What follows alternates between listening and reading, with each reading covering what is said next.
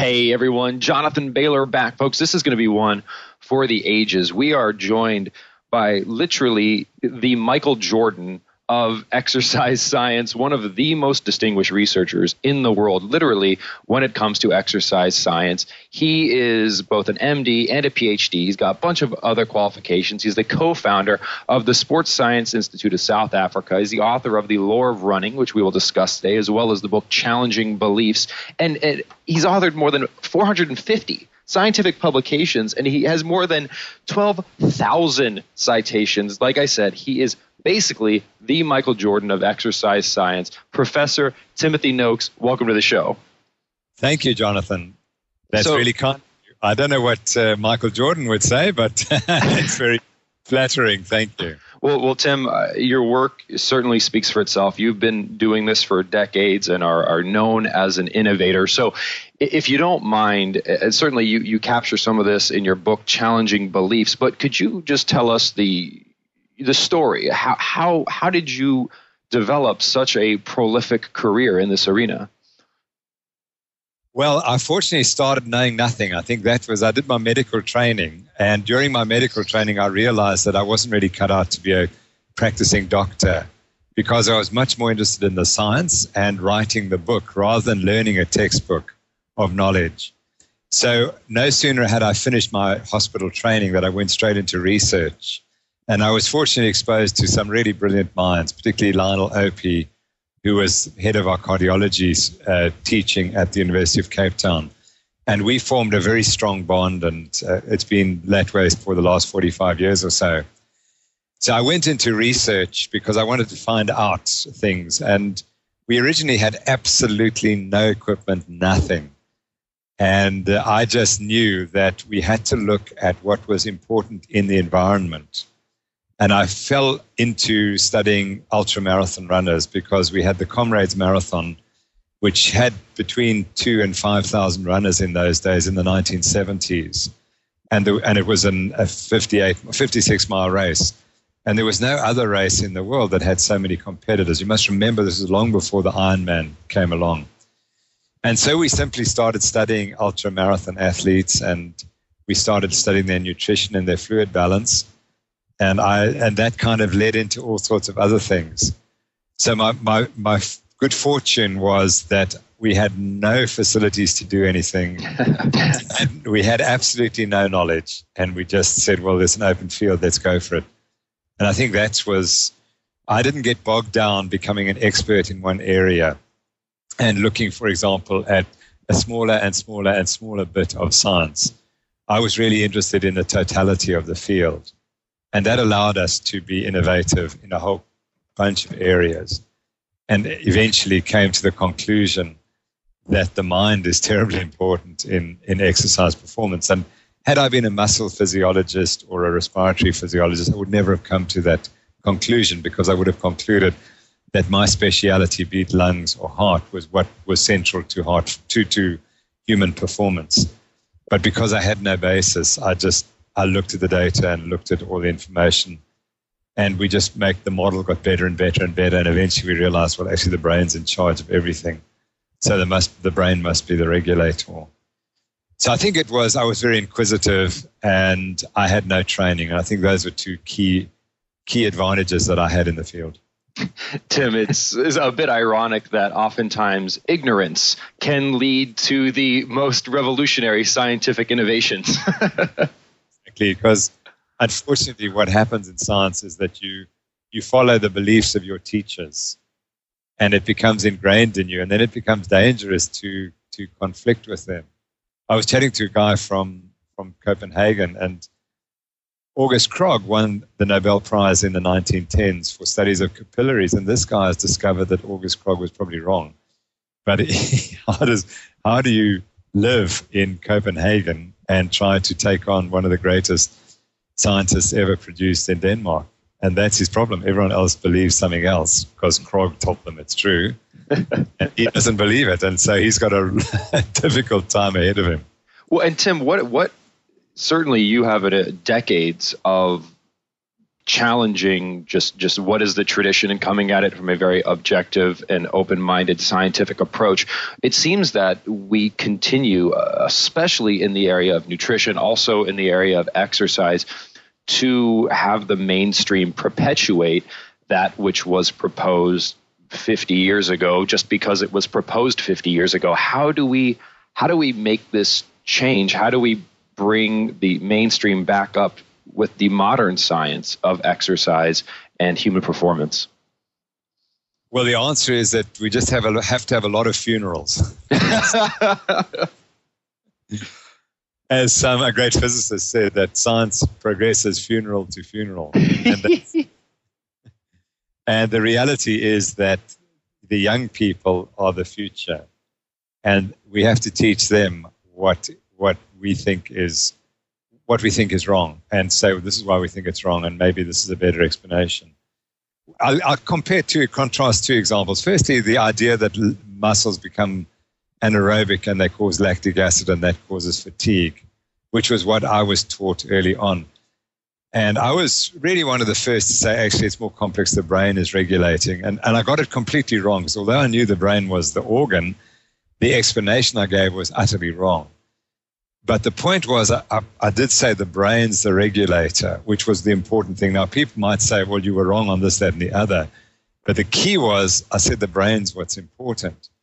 Now, the people who said I'm wrong were the heart specialists and the lung specialists who'd spent their lives in an academic career believing and proving supposedly that the heart or the lungs limited performance. So you had academic egos to overcome. But eventually those people die and this new students come along and that's all replaced, and that's what happens. The problem in nutrition is quite different, because there are very strong commercial forces which are driving what we believe.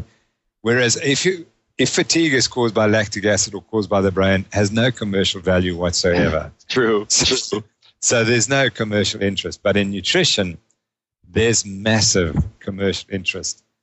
And industry, as you know only too well, chooses the scientists that will push the industry argument, whether it's the truth or not. And that's what's happened. So nutrition is being directed by industry, not by the science. And that makes it very much more difficult to overturn. Well, just focusing on maybe what would be a little bit easier, and certainly that which you are most known for, and that's exercise physiology. Could you tell us a bit more about the work you are so well known for, which is that the brain is really the area to examine when it comes to physical performance? Well, what happened when we started doing our exercise testing, we had the most rudimentary equipment, and so we did the most rudimentary studies. And one of the teachings at that time was that if you take an athlete and you make them run on a treadmill faster and faster and faster, they reach a point where, although they can run a little bit faster, their oxygen consumption doesn't go up. And that is supposed to indicate that the heart has reached its maximum capacity to transport oxygen to the muscles. The only problem was that we did our tests with this rudimentary equipment, and we couldn't find this evidence that the oxygen consumption had reached this peak value. It always seemed to be going up when the athletes stopped.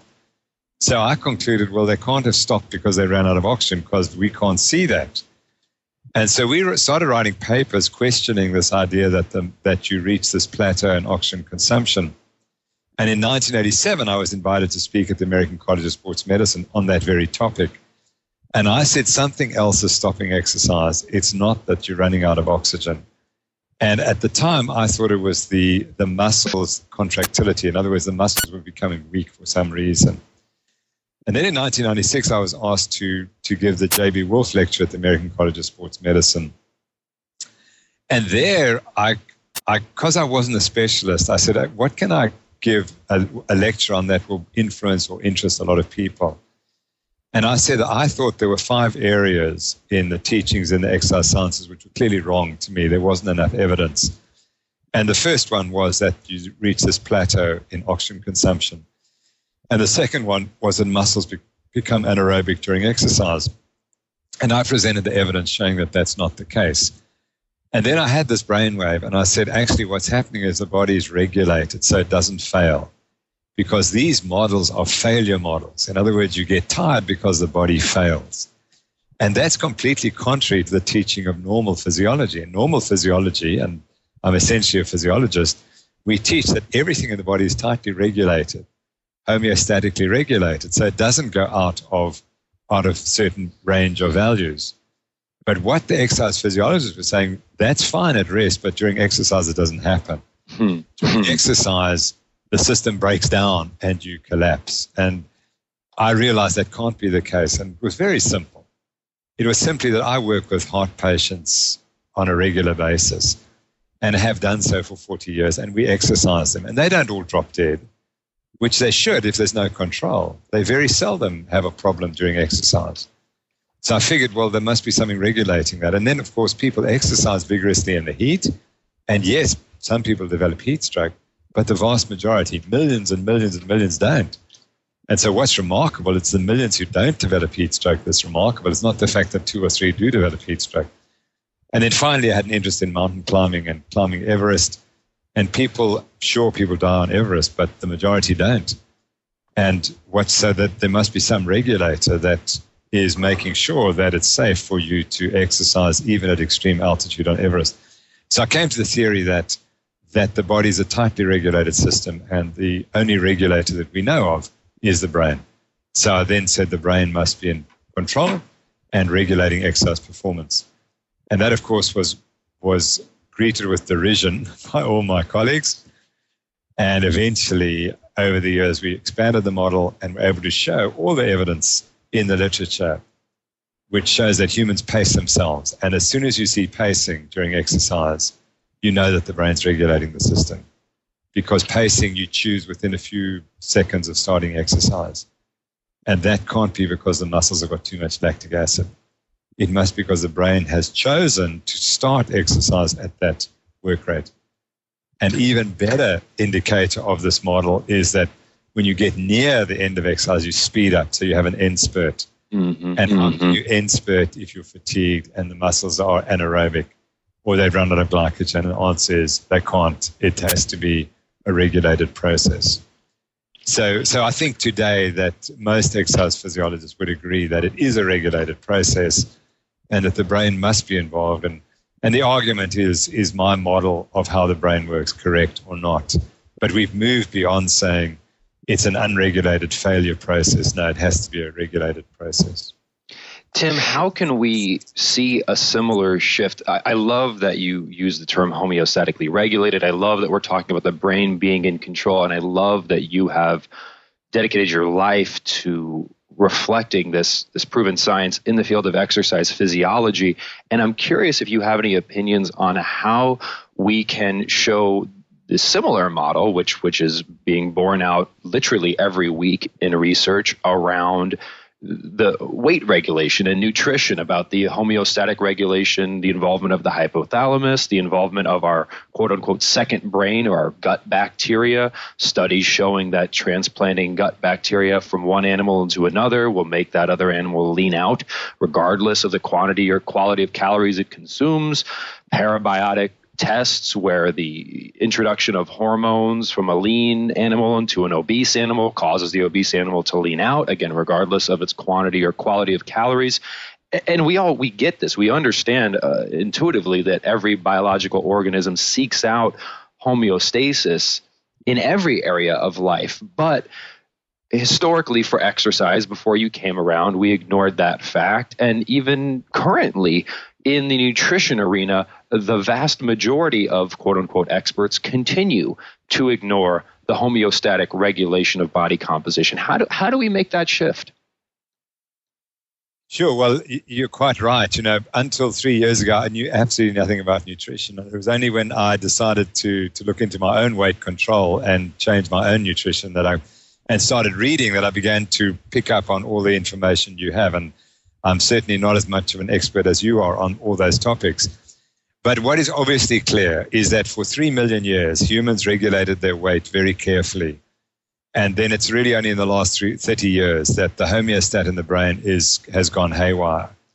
And the obesity is clearly, in my view, due to altered homeostatic control of food intake. And that's the key. It's not even expenditure, because the expenditure is not the problem.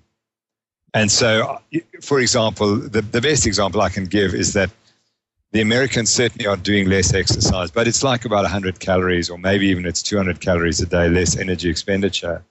Now, that cannot cause obesity. It's absolutely impossible for that to cause obesity, because in a homeostatically regulated system, all you do is you just eat 200 calories a day less of food, and so you regulate it homeostatically.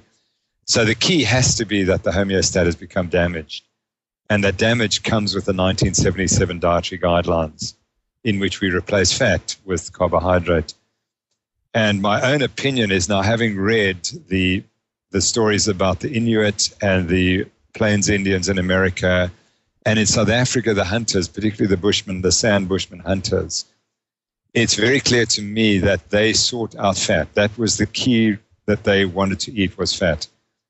And I think what's happened in the last 30 years, but increasingly for the last 100 years, is that we've replaced fat in the diet with sugar and refined carbohydrates. And I was reading Stefansson's work on living with the Inuit in the 1920s. And he makes the point in his book, The Living Arctic, that the key change, which he noticed already in the 1920s, was that we were replacing fat in the diet with sugar. And the sugar was becoming the driver of our appetite, not fat. And that is my view, that as soon as you take fat out the diet, the homeostat starts to fail for whatever reason. It may well be the gut flora has changed. It may be that that fat acts in the brain in a particular way. But whatever way, we've destroyed the homeostat. And the key is the reduction in fat and the increase in the total carbohydrate consumption, with an emphasis on sugar and refined carbohydrates and flour. So that's the evidence. And the only thing I can say to change people's opinions is, I say we're trying to change one person, one meal at a time. And the beauty of changing your diet to reducing the carbohydrate content and replacing it with fat is that you lose your hunger. And that is what is so exciting for people, is that they can suddenly control their food intake and they're not always hungry. And I think certainly when I was eating lots of carbohydrates as an athlete, I was always hungry. And the food controls your life. It is an addiction. But now I've completely lost that addiction, and I'm almost never hungry. In fact, I'm so unhungry that I often worry, am I eating enough? You know, that's the concern. And by the way, since I started promoting this diet in South Africa and became attached to it, a lot of people have written to me, and in fact, over 100 people wrote to me, and they sent information about themselves, the weight they'd lost, and how they felt. And I've actually put together a scientific paper, and it's based around 5 case reports where people just had miraculous cures. I mean, they were just absolute miracles. One guy lost 80 kilograms. That's close to 200 pounds in 7 months. And it was just astonishing. And other people cured their diabetes and everything. And I mean, I know Robert Atkins described it in 1972, so we're not describing anything new. But the point was that 100 people, most of them said this is the easiest thing they ever did in their lives. And the key is that they no longer fear food, because they're now controlling the food. The food's not controlling them. And we just have to get more and more and more people to realize that you don't have to be a slave to food. You can be in charge, but you can't be in charge as long as you have eating this high carbohydrate, high refined, high sugar diet. And the thing that is so profound about that, Tim, and I hope that we are approaching a tipping point, because as you've shown in your work, it's one thing to have a compelling theory. It's another thing to have a compelling theory and be able to show the mechanisms that make it true. And I think that's what you've done so well. And as we get deeper into understanding like the hypothalamic regulation, and when we do animal studies where we show, and animal studies are interesting because it eliminates all these other variables like emotions. And so we can just say in a mammalian model, if we, for example, introduce this one form of gut bacteria, metabolic disorders reverse themselves without any change in the food quantity being consumed. So we start to see there are these underlying mechanisms. When you can start to demonstrate these mechanisms, like it's not just magic. It's not that fat is magical. It's that a diet that is higher in fiber, that is higher in healthy fats, that is higher in protein actually activates different neurological and bacterial pathways, and you're literally making your body work in a different way. And do you think that is so? So the reason I really wanted to speak with you is you are essentially an example of how to convert the scientific community. So maybe could I just try to recruit you to do the same thing for nutrition? Yeah, well, certainly in South Africa, I'm known now as the madman. I've completely lost it, as far as some of my colleagues believe. And in fact, they forced a debate on me in December last year, in which my own faculty tried to expose me as a crank. And fortunately, I survived that one. And because I survived, because I didn't lose, I actually was able to get just enough information out to make people start questioning. And in South Africa, this high-fat diet is called the Noakes diet, which of course it is.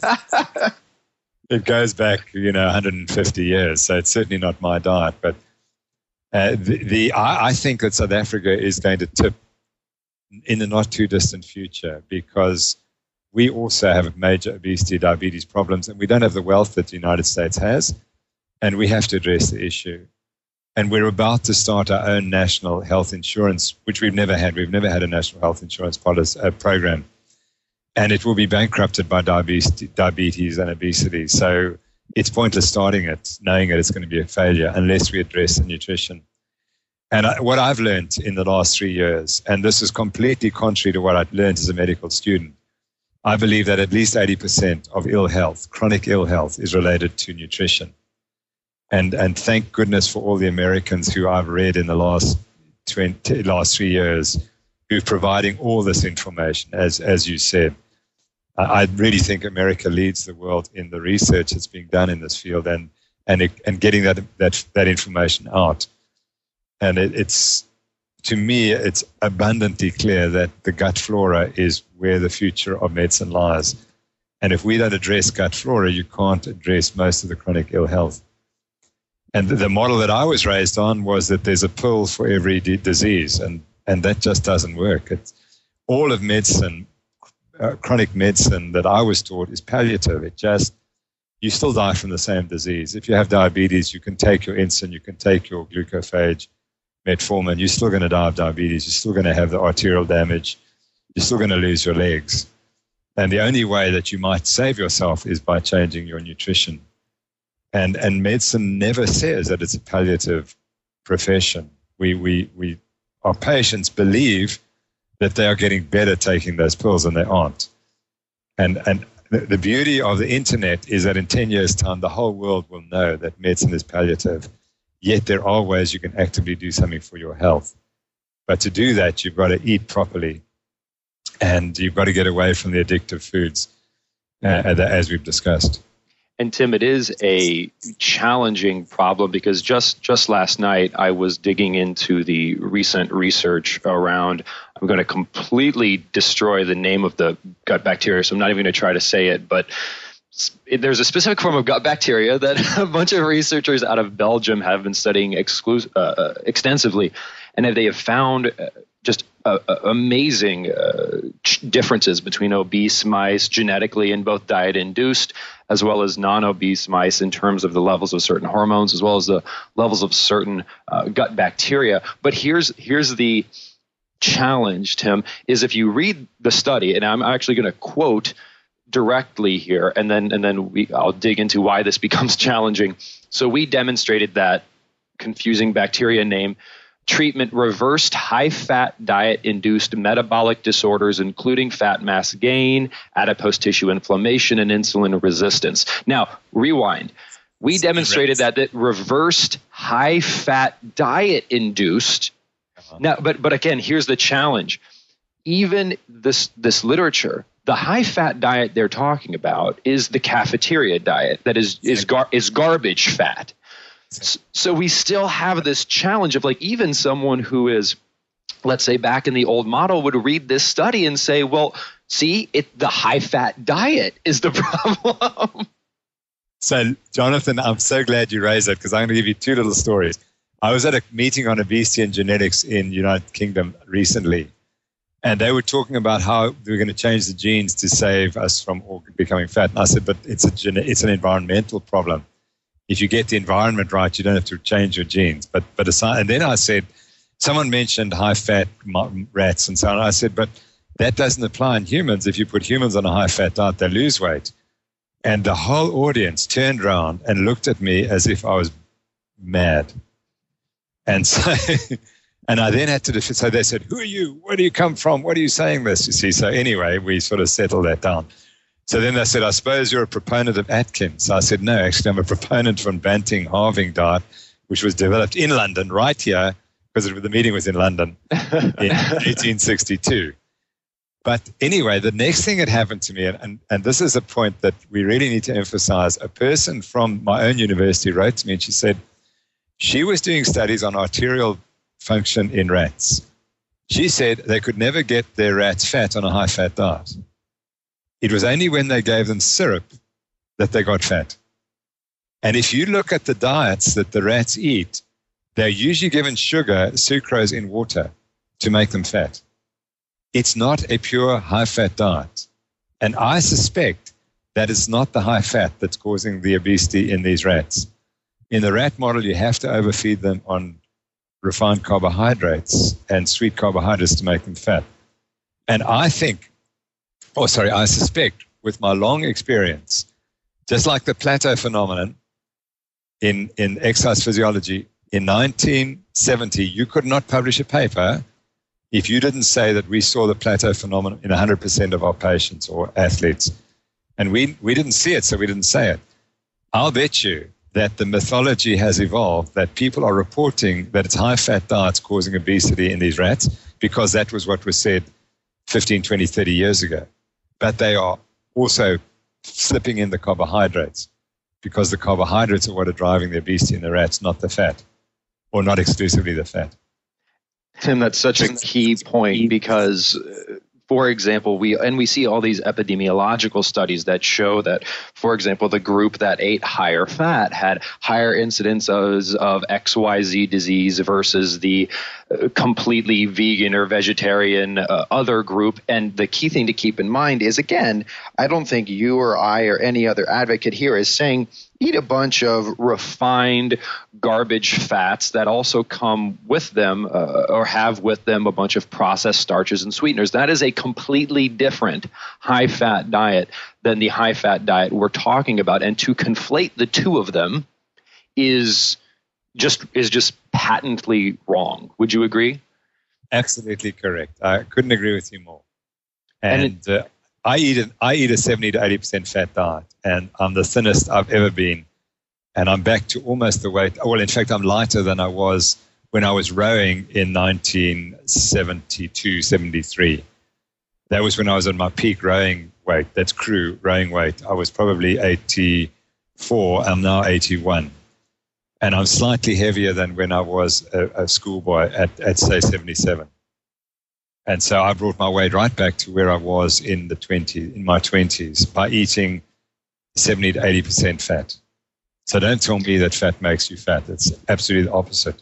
And it's unfortunate, Tim, because I think we all understand intuitively that the quality of the macronutrient matters, right? Even advocates of a higher carbohydrate diet, generally, with a few noteworthy exceptions, say we should get our carbohydrate from certain sources like vegetables and like from fruits, not from refined sugar.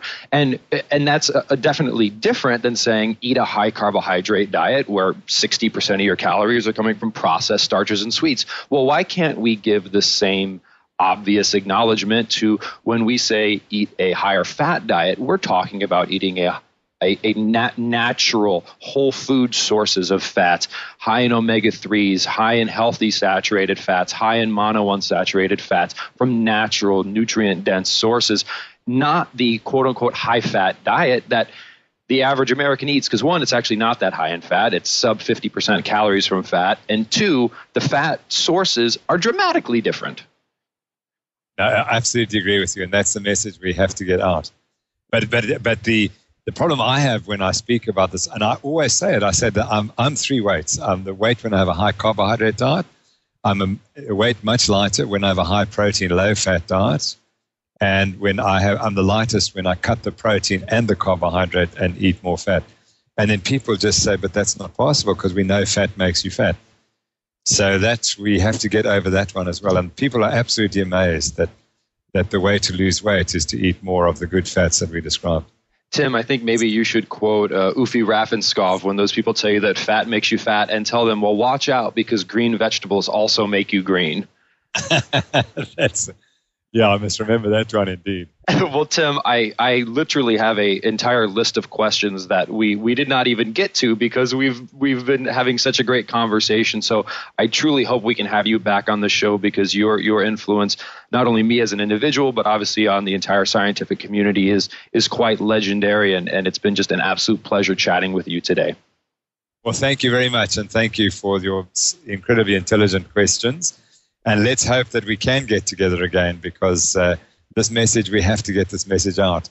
I was, by the way, in New York 3 weeks ago, and one of the guys from Microsoft was speaking, and he said that the United States has to sort out its budget deficit within the next 10 years if it's to survive as a viable nation.